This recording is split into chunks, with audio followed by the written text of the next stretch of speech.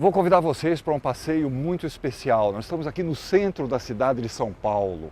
Esse jardim aqui, quem passa na rua, do lado de lá daqueles muros, não sabe, vamos dizer, a importância arquitetônica e histórica que existe dos muros para dentro, né? Nós estamos aqui na Vila Buarque e aqui é a Santa Casa de Misericórdia de São Paulo.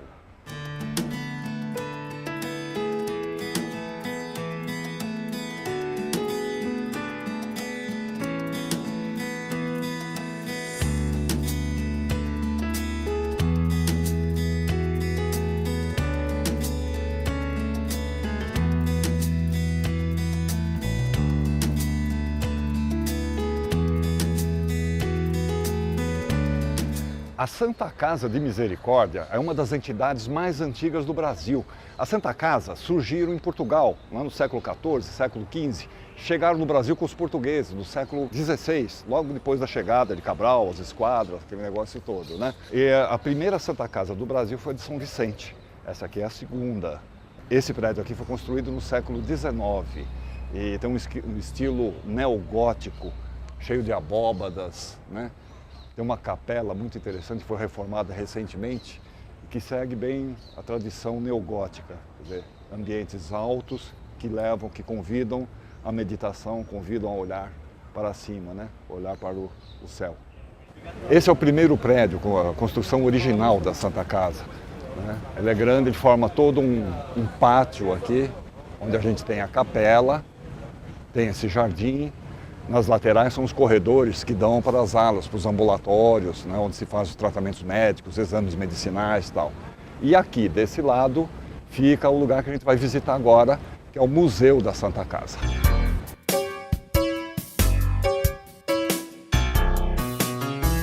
Quem vai nos guiar nesse passeio pelo Museu da Santa Casa é a Ingrid. Tudo bem, Ingrid? Tudo bem, Atílio. Qual é a tua função aqui no Museu da Santa Casa? Eu sou historiadora e sou assessora do Museu da Santa Casa desde o ano passado. Desde o ano passado Desde você o está ano aqui. passado. Esse ambiente aqui onde nós estamos, vamos começar por aqui? Vamos nosso começar passeio? por aqui. O que é esta sala? O que é esse Aqui ambiente? a gente consegue contar já um pouquinho da história da Santa Casa, né? Esse aqui é o hall, onde a gente tem várias esculturas e a parte da pinacoteca que nós vamos ver logo mais. E a gente começa a falar da criação da Santa Casa de Misericórdia, como foi. A gente tem o retrato aqui da Rainha Leonor de Lancastre. Rainha Leonor de Lancastre. Isso, ela é a fundadora das Santas Casas. Portugal, no ano de 1498, Tá. né? E aí a gente tem a Santa Casa chegando no Brasil logo após o descobrimento com a primeira expedição de ocupação da colônia. Então, a primeira Santa Casa do Brasil foi a de Santos, 1543. E essa aqui é a segunda? Essa é a segunda, Essa é a segunda. 1560. 1560, legal. 1560. Onde nós vamos? Vamos seguir por aqui. É. E aí a gente fala desse quadro do Sagrado Coração de Jesus. Cristo reina nesta casa. Ele foi colocado na inauguração deste hospital no ano de 1884. Esse quadro? Este quadro. Na inauguração do hospital. Porque a Santa Casa, antes dela se fixar permanente aqui, ela teve outros dois endereços, né? Sim, no centro lá. Exatamente, no Largo da Misericórdia e depois ficou alguns anos na Rua da Glória. E depois é que veio para cá. Essas portas que a gente vê aqui, lindíssimas, altinhas, são os originais da época. Portas originais, restauradas, de pinho tal. de riga, algumas passaram sim por processo de Lindas. restauro. E tem todo esse acabamento, né, que faz esses a porta desenhos, ficar... né? Essas Exatamente. Coisas da época, né? Vamos entrar? Vamos entrar. O que temos aqui? Aqui... Olha! Aqui a gente tem outra maravilha, né? Essa aqui é a nossa Galeria dos Provedores. Galeria dos Provedores. O que são os provedores? Os provedores são os administradores da Santa Casa. Tá. Então aqui a gente consegue ver, ao longo da história, quem foram os personagens que levaram a instituição à frente. Porque ao contrário do que muita gente pensa, a Santa Casa não é do governo e não é da igreja também. Ela é uma irmandade, né? É uma Quer dizer, a irmandade. irmandade é um conjunto de pessoas que se unem para manter, com trabalho voluntário, com doações, para manter a instituição. Exatamente. E toda essa administração são cargos voluntários. Então, o nosso provedor, os mordomos, que é um cargo que existe na instituição até hoje, são diretores, né? São diretores, então são cargos voluntários. Então, nesses retratos, a gente consegue ver personalidades muito importantes da sociedade paulista. Você pode citar alguns, assim? Vamos falar do Marechal Randon. Não, curioso que a gente vê aqui quadros de pessoas que são nomes de rua por aí, o Rego Freitas, o Arouche. A gente vai encontrar muito Viridiana. aqui, muito, Atílio. Estão todos aqui. No nosso caminho, eles estão todos aqui. Todos aqui. Né? Esse quadro foi feito em 1871. 1871. Então, foi uma característica que a Santa Casa adotou, veja, mesmo antes de se pensar em fazer um museu, né? Se fazer uma galeria para homenagear os seus benfeitores. Esse é o nosso Salão Nobre. Né? Salão Nobre. Aqui acontecem as reuniões da mesa administrativa da Irmandade, desde sempre. Desde sempre, desde que existe o prédio aqui. Você pode até ver, né? Estamos informatizados, olha os microfones, é antigo, mas tem todos os recursos modernos, computadores, tal, telão, tudo, né? Então ele é utilizado mensalmente pelos nossos gestores, diretores, e a pintura das paredes foi feita, né? Na verdade, a pintura aqui do Salão Nobre foi o mesmo pintor que fez a Capela da Santa Casa e também a Igreja da Santa Cecília, né? Padroeiro dos músicos. Gino Catani. As cadeiras são todas originais. Todas originais. Lindas. Algumas já passaram por processo de restauro. Né, claro.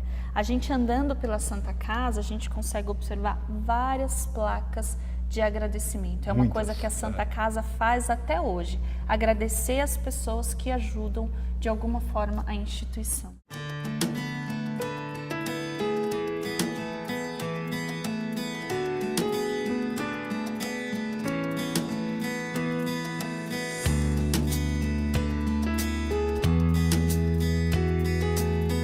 Ingrid, agora aqui, diante dessa chapeleira maravilhosa, que deve ter 200 anos talvez, né? A gente percebe que é cristal esse espelho, né? Espelho de cristal. Você vai nos levar ao museu propriamente dito. Ao museu, agora a gente vai lá ver onde estão as outras coleções pesadas do nosso museu. Vamos lá. Telhas e tijolos. Essa pequena coleção que nós temos é muito significativa também, porque ela traz para nós a memória do processo construtivo da Santa Casa.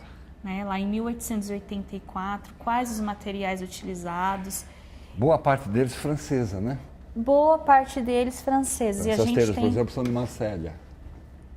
E é uma telha que tem um encaixe perfeito, né?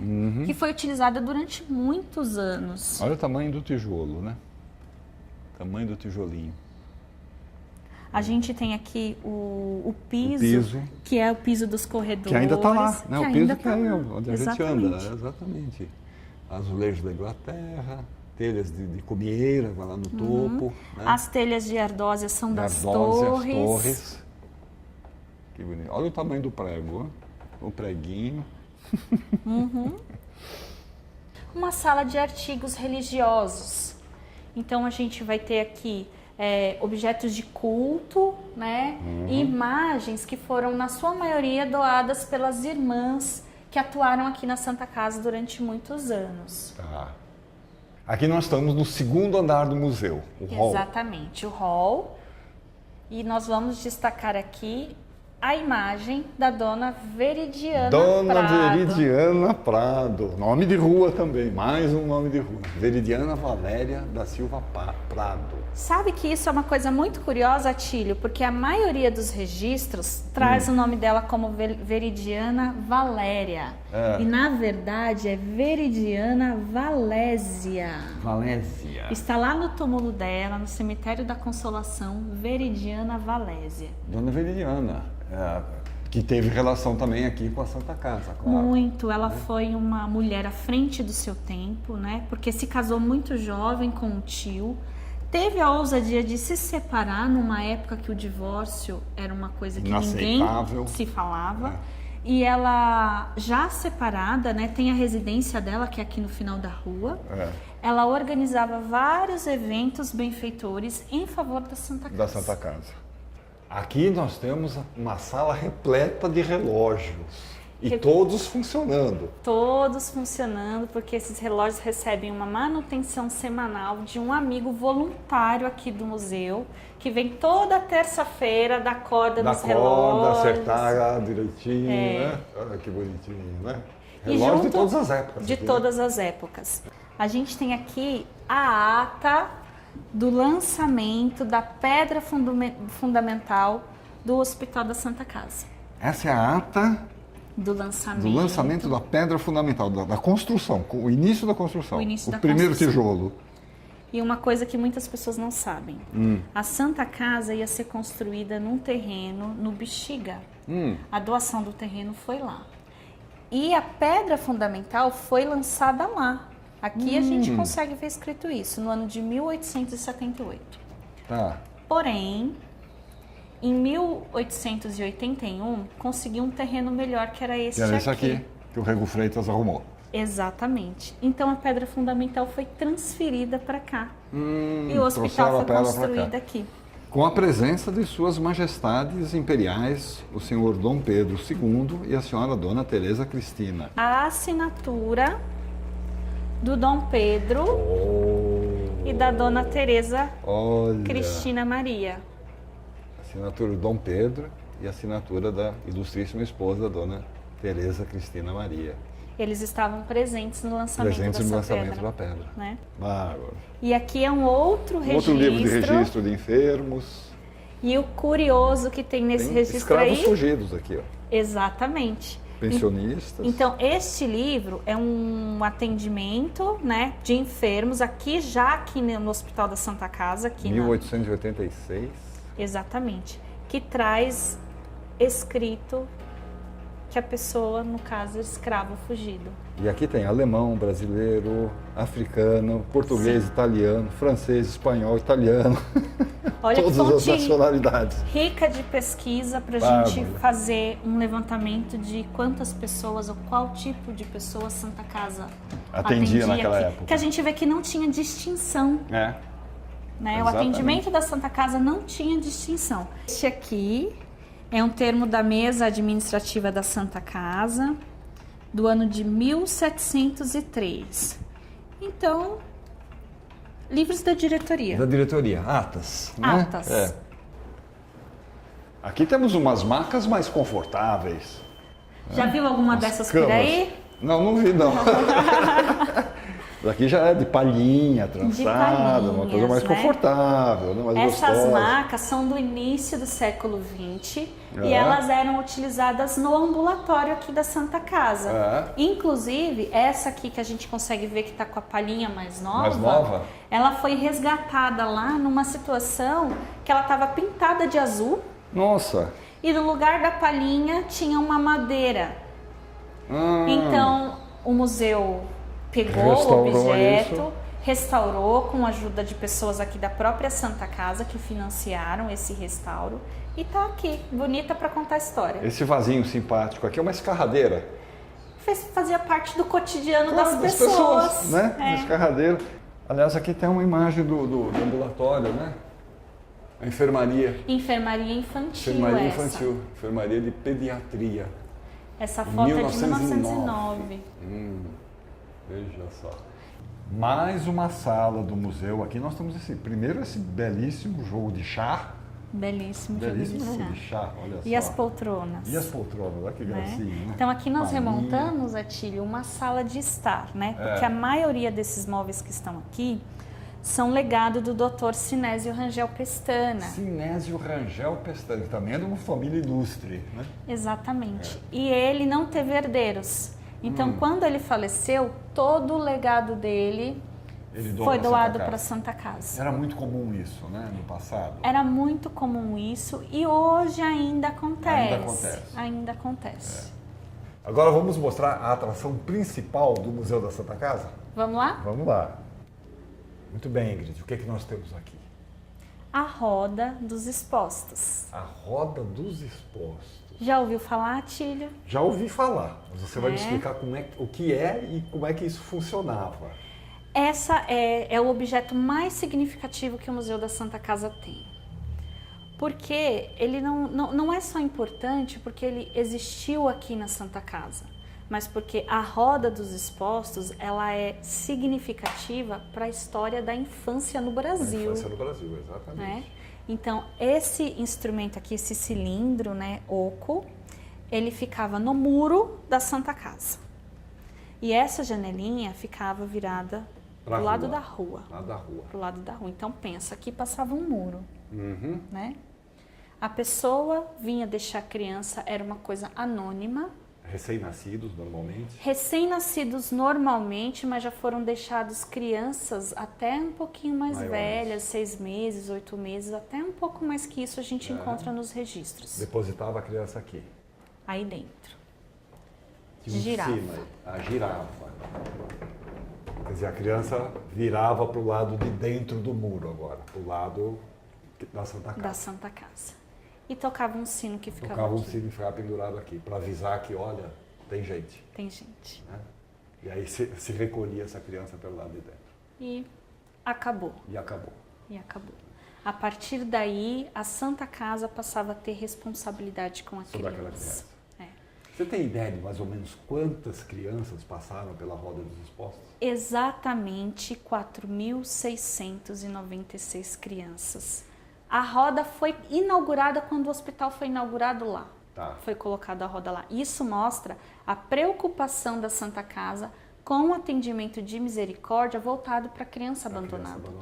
Né? E aí E depois ela veio pra cá. funcionou até 1950. 1950, quer dizer, ainda deve ter gente por aí. Então, mas por que ela funcionou até 1950? Porque foi proibido por lei o uso das rodas de misericórdia, né? A justiça alegou que fazia órfãos de pais vivos, era como se incentivasse o abandono. A doação da criança. Exatamente. O abandono da criança. Aí, em 1950, ela foi extinta. Quer dizer, Porém, ainda tem gente aí de 1950, não, a Santa Casa continuou recebendo crianças até 1960. 60. O último registro que a gente tem aqui no livro é de 1960. Ou seja, a roda foi extinta, mas a Santa Casa ainda continuou ainda recebendo. por 10 anos recebendo criança. E sim, tem gente viva sim ainda. É. Filho da roda, que é como as O filho pessoas da roda falam. que as pessoas falam. É. Que E coisa, aí, né? Atílio, Aqui são os registros. são os registros. Esses livros da capa preta são registros de amas de leite. Amas de leite. Porque a criança deixada aqui recém-nascido, ela era encaminhada para uma ama de leite que recebia um salário mensal para ficar com essa criança em um período de 2 a 3 anos. A criança completando essa idade, a ama trazia para a Santa Casa e a criança era encaminhada para o Asilo dos Expostos Sampaio Viana, que ficava ali no bairro do Pacaembu. Exato. E os livros de registros capa marrom são os registros da criança. da criança. Matrícula dos expostos. Matrícula dos expostos. A gente tem um livro ali aberto na vitrine Aqui. que é muito essa aqui tem uma curioso. coisa muito interessante que você contou outro dia para mim. A carta rasgada. Então esse livro é do ano de 1914, né? E o curioso é que eles trazem anexados cartas. Cartas. Não eram todas as crianças que chegavam com cartas, Mas algumas vinham. as cartas permaneceram. Essa, por exemplo, de 1914. A mãe escreveu aí, né, que roga batizar a criança que nasceu no dia tal, com o nome de Ângelo. E aí no final ela escreve que pede que cuide dessa carta para que assim que ela puder, ela volta aqui. E por que ela pede isso? A carta, você vê que falta um pedaço. Falta um pedaço, tá, né? tá cortada. Esse pedaço provavelmente ficou com ela. Ficou com ela. Quer dizer, quando ela vier aqui buscar a criança, ela traz esse pedaço, tem que encaixar nessa carta. Era a única prova forma dela saber que aquela criança era antes de dela. DNA, antes dessas coisas todas. Quer dizer, como é que você provava? Tendo a outra parte da carta. E isso é uma característica, Emocionante isso aí. Tílio, dos livros de rodas de misericórdia, não só aqui da nossa, mas de Lisboa, da Bahia, do Rio de Janeiro. Os livros que trazem carta têm essa característica. característica. Não só com carta, aparece também imagens de santinho. Sabe esses Sim, santinhos que uhum. distribuem na porta da igreja? Da mesma Cortado forma, na corta, metade. E aconteceu das mães virem buscar? Aconteceu. Muitas vieram buscar? Não. Não. Acontecia de muitas crianças morrerem também. Então, às vezes, a mãe manifestava o desejo de vir, dali uma semana ou um mês a criança falecia. Era muito comum, né? Cerca de 30% das crianças deixadas vieram a óbito. Já vinham com a saúde muito fragilizada. Né? E a gente não tinha naquela época uma estrutura de saúde como tem hoje. Então, a mortalidade infantil era muito Também alta. era muito alta. Esse é um capítulo incrível, né, da história. E é um documento, um acervo muito requisitado pelos pesquisadores de diversas áreas. Eu tenho gente do direito, eu tenho gente de letras estudando a grafia, eu tenho pessoal da pedagogia, eu tenho pessoal da história fazendo pesquisa em cima desse material. E pesquisa familiar também. Também, né? De gente que teve a família deixada na roda e que vem aqui no Museu da Santa Casa para, de fato, ver o nome da avó. Confirmar. Se confirmar. Falando nisso, olha aqui essa vitrine. Ah, isso aqui é da escola? Do asilo, né? Do asilo Sampaio Viana, onde as crianças ficavam. Então, fora essa fotografia, que é uma fotografia do museu, que mostra o asilo, todas essas fotografias e objetos foram doação da neta de uma exposta. Então, ela trouxe as coisas que eram da avó dela, que viveu no asilo até 21 anos. Saiu de lá para casar e manteve a amizade que ela fez lá dentro. Que ela fez lá dentro. Veja só. Então, aqui a gente tem esse caderno, é como se fosse uma apostila do ensino que eles recebiam, né? Das lá. aulas. Né? E essa foto aqui é muito curiosa. Olha, ela aqui no centro com as crianças. Quando ela saiu do asilo, ela teve autorização do governo do estado da época para montar uma escola. E isso leva a gente a pensar como era a educação oferecida lá no asilo, que eles chamavam colégio. Ela falava assim, a minha avó falava colégio. Ingrid, diga uma coisa, são milhares de itens. Milhares. E cada vez vão chegando mais itens. Então. Como é que é a catalogação disso? Como é que vocês administram esse enorme acervo que tem aqui? Atílio, o Museu da Santa Casa entrou na era digital, né? O ano passado, graças ao projeto escrito pela dona Jônia Arruda, nossa mordomo, nós fomos contemplados com o PROAC, né?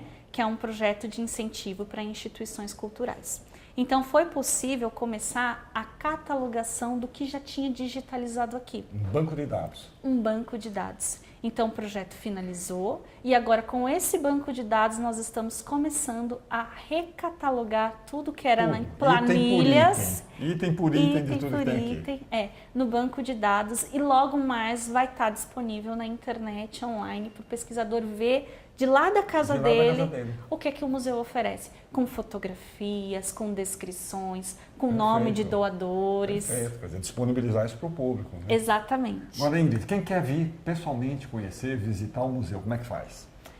Rua Dr. Cesário Mota Júnior, número 112. O museu fica aberto de segunda a sexta-feira, das 9 da manhã às 4h30 da tarde. E agora uma novidade. No quarto sábado do mês, o museu também está aberto. Todo quarto sábado? Todo quarto sábado do mês. Ele fica aberto das 9 ao meio-dia. E às 10 horas a gente faz um tour externo pela Santa Casa, falando do processo construtivo, né, explicando um pouco o nascimento da Santa Casa a partir de seus prédios. Então, venham conhecer o museu.